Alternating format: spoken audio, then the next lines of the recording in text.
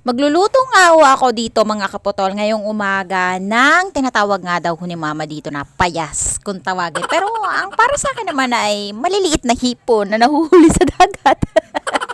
Ang daming alam ni mother.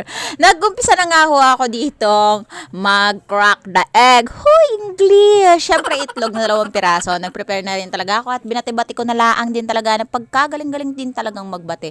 Nagpabili na din talaga ako sa asawa ko ng sibuyas Tagalog na ating ilalahok nga ho dito sa ating payas. Payas! Parang kakaiba yung payas.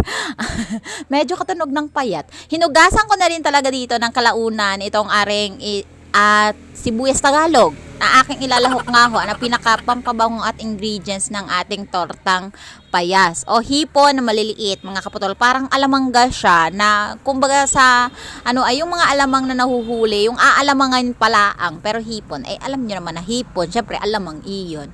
Tapos nga ho niya pagkatapos kong pirasang-pirasa ngayon hiwa-hiwain ang sibuyas Tagalog na dahon nito ay sinamahan ko na din siya ng laman. Syempre masarap pa yan, pampalasa. Nilagyan ko na lang din talaga dito ng mga syempre mga ingredients sa katulad ng paulit-ulit yung nakikita sa mga vlog ko. Dinurog-durog at hiniwa-hiwa at ilalagay na nga itong aring sibuyas na laman. Syempre, sibuyas Tagalog ang tawag dyan. Ang sibuyas Tagalog, syempre karaniwang tinatawag yan sa amin mga kaputol dito sa Ilocana, gayon.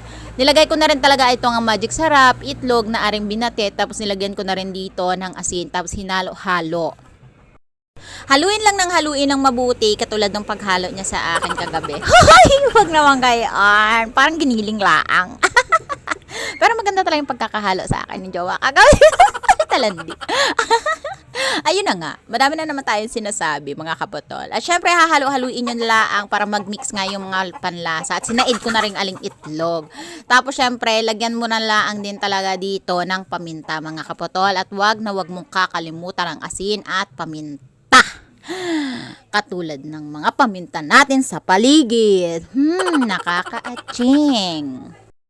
Syempre, nagpakulo na rin talaga ako dito ng baby oil nga ho, na katulad nga ho ng nakikita nyo. At umpisa na nga rin ho talaga natin na prituhin ang ating payas o hipon na totortahin natin. Hindi ko alam kung saan galing ni mama yung payas na yun. Parang ngayon ko lang yung narinig.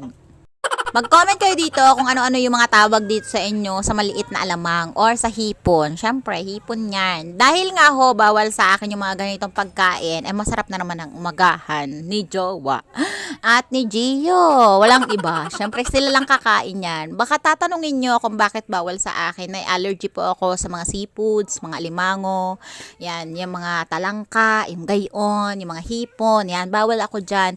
Huwag nyo na rin tanungin kasi hindi ko yan masasagot kung bakit ako allergy. Basta bawal siya sa akin. Nagkakaroon ako ng maraming sugat kapag nagkakain ako ng mga gayon. After so many years nga ako mga kaputol, ay ready to eat na ang ating payas na tinorta. Sana ay nag-enjoy na naman kayo sa aking munting vlog ngayong umaga. At ready to eat na nga ho. Tara na, kain na tayo. Parang sila lang. Tara, kain na sila. Ganon? Maraming salamat nga po pala sa lahat ng netizen. Thank you.